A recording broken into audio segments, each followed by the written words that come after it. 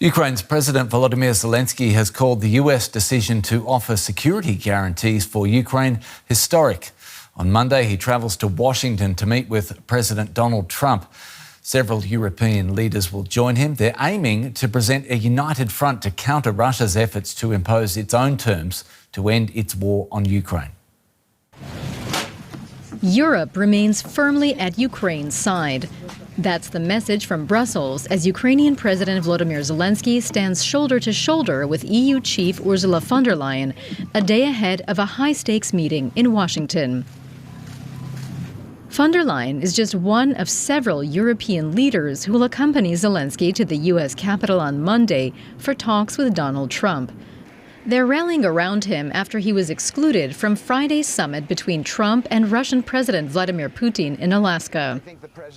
Speaking to U.S. media outlet Fox News Sunday about that summit, Trump's special envoy Steve Witkoff said that Putin had agreed to allow Washington to provide Ukraine and Europe with firm defense assurances. We agreed on much more robust security guarantees. The Russians agreed on enshrining legislatively language that would prevent them from, or that they would attest to not attempting to take any more land from Ukraine after a peace deal, where they would attest to not violating any European borders. In preparation for Monday's talks in Washington, Zelenskyy and his European allies held a video conference to align their goals. Many remain skeptical that Putin is sincere about ending the war. Do I think President Putin wants peace? The answer is no. If you want my firm belief, no. Do I think President Trump wants peace? Yes. I don't think President Putin wants peace. I think he wants Ukraine to surrender. That's what he's proposed. For Zelenskyy, a key objective is to clarify how far U.S. security assurances will go in any peace deal with Russia. It's important that America agrees to work with Europe to provide security guarantees for Ukraine, and we are very thankful to the United States and to the President for such signal.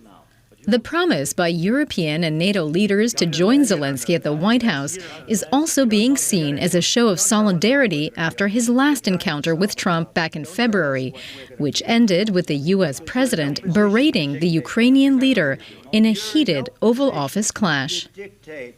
We're going to feel. Stephen Blank from the Eurasia Program at the Foreign Policy Research Institute joins us from Washington to talk more about this.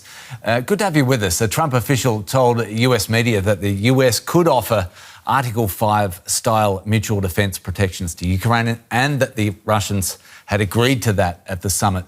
What does this mean? What could this mean for negotiations? Well, if it's true, it would be a big breakthrough.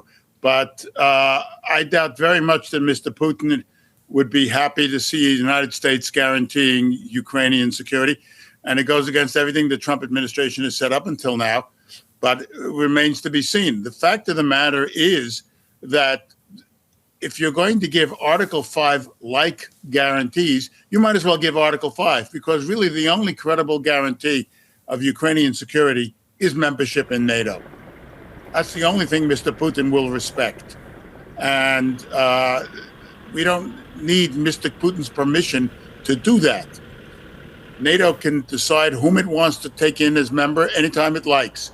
And I think the case has been made by Mr. Putin as to why Ukraine deserves membership in NATO, even though it's now at war with Russia. So I'm somewhat skeptical about all this Article 5 talk. Secondly, Mr. Witkoff has a record of getting things wrong in negotiations.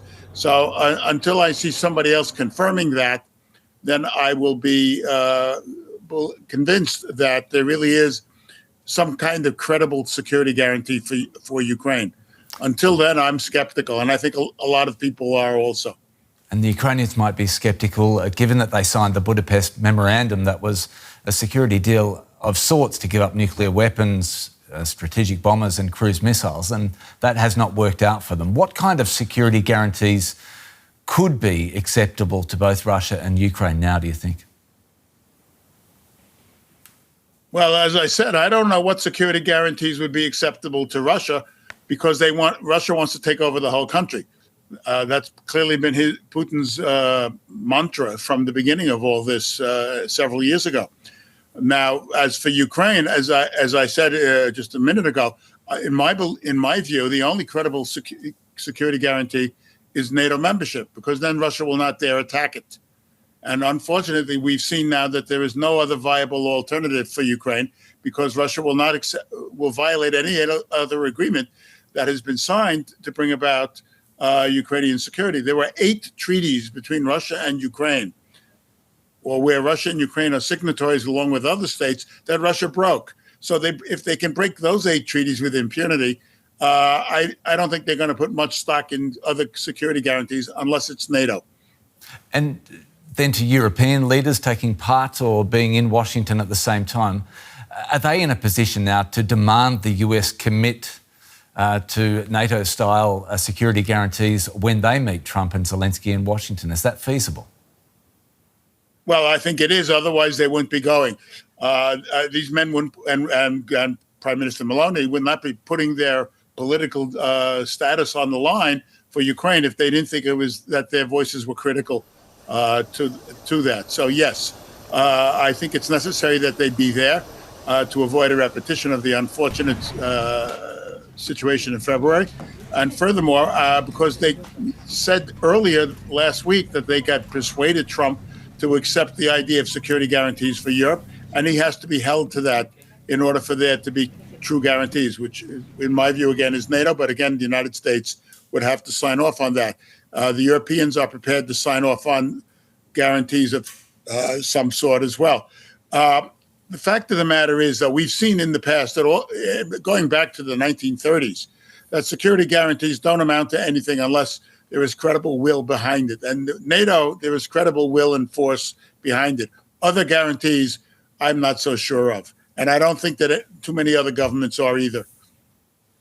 Stephen Blank from the Foreign Policy Research Institute. It's been great to have you on. Thanks for your analysis. Thank you.